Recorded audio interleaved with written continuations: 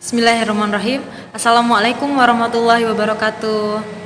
Oke, baik teman-teman, ketemu lagi bersama Budita. Kali ini Budita akan mengajar tematik lagi, selamatkan makhluk hidup. Temanya masih sama, hanya saja kita berpindah ke pembelajaran ketiga. Teman-teman, kalau pembelajaran ketiga, teman-teman silakan buka bukunya halaman 24. 24 dan 25. Langsung saja ya. Poin pertama di sini akan kita bahas tentang perkembangbiakan tumbuhan secara vegetatif. Apa sih vegetatif? Kalau tadi kita bahas generatif di pembelajaran 1, kali ini kita belajar tentang perkembangbiakan tumbuhan secara vegetatif. Perkembangbiakan vegetatif merupakan perkembangbiakan tanpa melalui perkawinan atau aseksual. Jadi tidak melangsungkan perkawinan. Nah, perkembangbiakan secara vegetatif ini terbagi menjadi dua, yaitu secara alami dan juga secara buatan. Nah, pertama-tama kita akan belajar tentang perkembangbiakan tumbuhan secara vegetatif alami terlebih dahulu ya. Oke, di sini perkembangbiakan vegetatif alami itu terbagi menjadi 5. Yang pertama adalah tunas, kedua adalah akar tinggal, kemudian yang ketiga adalah umbi, keempat adalah geragi, dan kelima adalah spora. Kita belajar dengan sabar ya, kita bahas satu-satu terlebih dahulu. Yang pertama adalah tunas. Oke.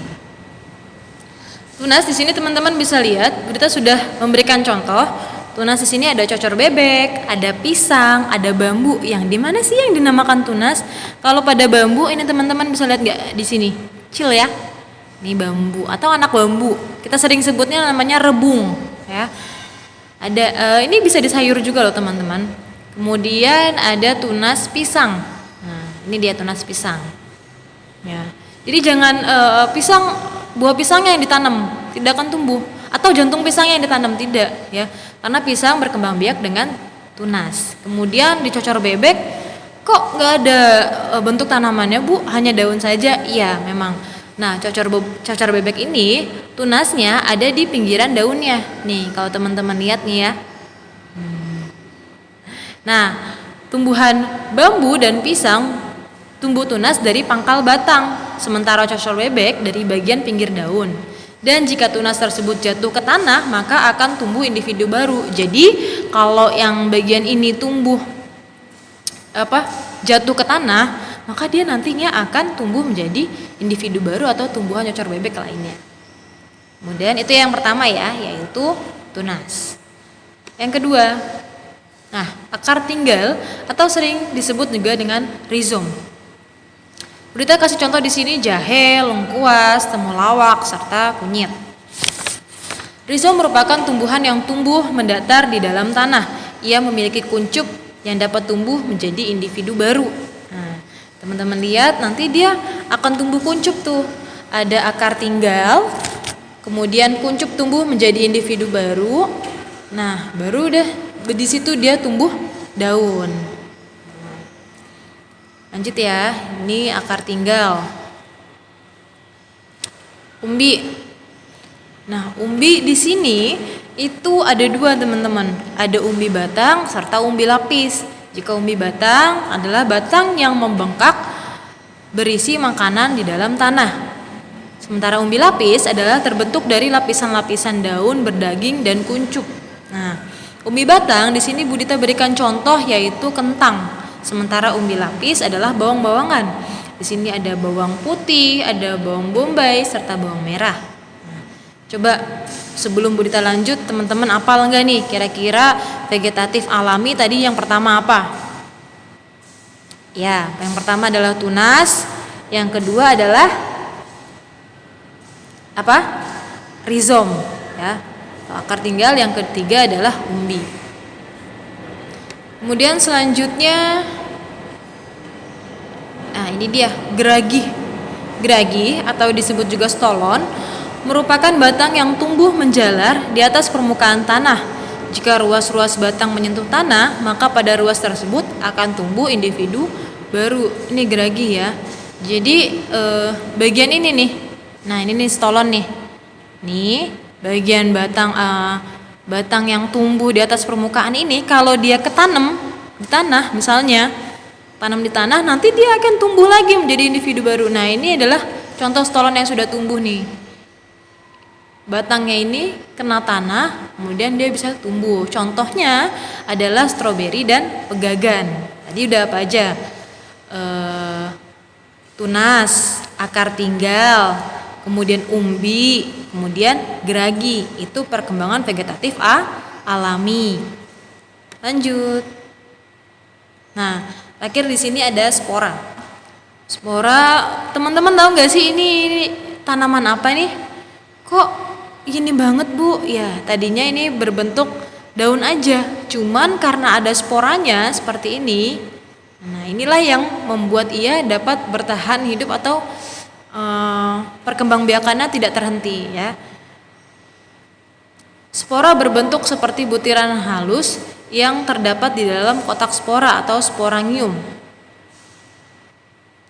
Pada permukaan bawah daun, seperti setiap sporangium mengandung ribuan spora. Jika ia jatuh, maka akan menjadi individu baru. Contoh spora adalah pada tanaman paku. Nah, ini tanaman paku nih teman-teman. Ya, ketika ini dia satu sporangium ini mengandung ribuan spora. Jadi kalau satu ini aja jatuh ke permukaan tanah, maka dia dapat membentuk individu baru. Itu ya. Jadi teman-teman silakan dihafal. Vegetatif alami, yang pertama tadi adalah tunas, yang kedua adalah apa? Akar tinggal, yang ketiga adalah umbi, yang keempat adalah geragi, yang kelima adalah spora. Itu yang alami. Kemudian kita beranjak pada perkembangan vegetatif secara buatan. Di sini kita bagi lagi menjadi 1, 2, 3, 4, 5. Ada 5. Yang pertama adalah mencangkok, kedua merunduk, ketiga menyetek, keempat menempel, kelima mengenten. Ya, kita bahas dulu dengan sabar. Oke, mencangkok. Nah, ini dia gambar atau cara mencangkok tanaman. Ya. Proses pertama, proses kedua, proses ketiga, proses keempat, dan proses kelima seperti ini ya. Tanaman hasil mencangkok memiliki sifat yang sama dengan tanaman induk dan cepat berbuah. Itu mencangkok. Kemudian selanjutnya ada, nah ini dia merunduk.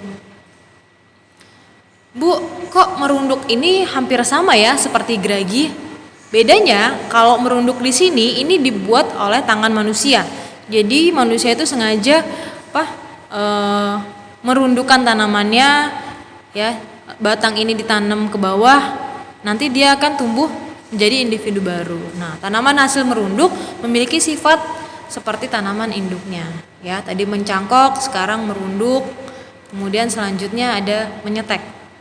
Menyetek ini dia tinggal menempelkan aja di tanah ya, tanaman yang dipotong kemudian ditempelkan di tanah, itu menyetek. Bisa dilihat di halaman 27. Nah, memotong bagian tanaman seperti batang, akar, dan daun untuk menghasilkan tanaman baru. Tinggal dipotong terus ditancepin deh ke tanah. Nah, itu menyetek ya. Tanaman hasil setek memiliki sifat seperti tanaman induknya. Lanjut. Nah, ini dia ada menempel atau okulasi. Caranya adalah tanaman yang mau dijadikan tanaman induk dikelupas, kemudian setelah dikelupas ini ditempel dengan tanaman yang sudah mempunyai mata. Ini matanya ya, nih teman-teman tuh. Ini ada matanya ya, yang sudah mempunyai mata, kemudian ditempel, bisa diikat seperti ini ataupun diberikan perekat gitu ya. Yang penting dia nempel dulu. Kemudian setelah itu nanti dia akan tumbuh tanaman baru seperti di gambar ini. Tanaman hasil menempel memiliki sifat yang lebih baik dari sifat tanaman induknya. Kemudian ada mengenten. Nah, di sini mengenten ada caranya itu menempel, kayak menempel ya, cuman beda.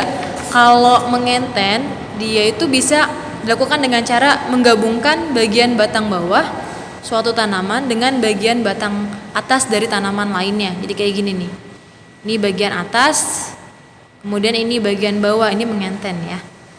Kalau tadi menempel kan bagian depan aja, ini kalau ini dipasang bagian atas dan bagian bawahnya berbeda.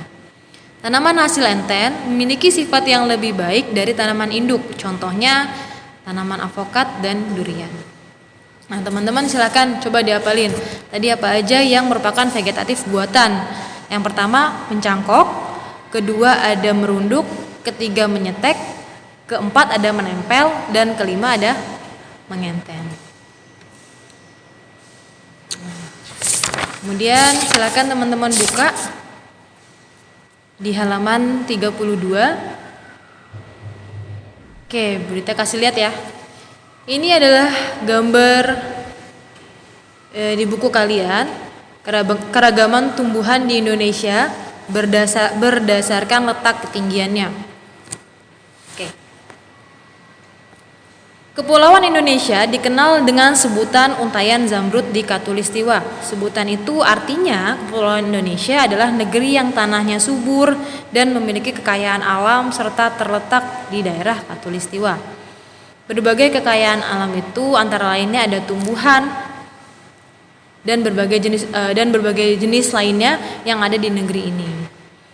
Oke, tumbuhan dipengaruhi oleh iklim. Ada daratan yang ketinggiannya sampai 500 meter di atas permukaan air laut. Itu disebut dengan dataran rendah. Ya. Kalau hanya sebatas 500 meter di atas permukaan laut, itu dataran rendah. Nah, ini bisa ditanami tanaman padi, jagung, dan berbagai jenis tanaman palawija. Nah, ada juga daratan yang terletak pada ketinggian lebih dari 600 meter di atas permukaan laut. Ini disebutnya dataran tinggi. Nah, kalau ini biasanya ditanami oleh teh, kopi, kina, buah-buahan, dan sayur-sayuran. Sudah mulai dingin ya, dataran yang semakin tinggi itu. Kemudian ada juga wilayah perbatasan antara daratan dan perairan, disebut juga pantai. Nah, kalau pantai ini biasanya bentuknya landai dan curam. Tumbuhan yang tumbuh dengan baik di daerah pantai yaitu ada kelapa, bakau, serta ganggang. Itu ya teman-teman. Oke. Teman-teman, untuk tugas di pembelajaran ketiga ini nanti akan Bu Dita kasih fotonya ya. Ini dia. Ini tugasnya ya. Tugasnya ada di halaman 28 serta halaman 33 di buku paket. Oke, cukup sekian pembelajaran 3 tema 1 subtema 1 yang Bu Dita sampaikan. Jika ada pertanyaan, teman-teman bisa langsung menanyakannya lewat WhatsApp ataupun lewat email Bu Dita. Ya, kurang dan lebihnya Bu Dita mohon maaf.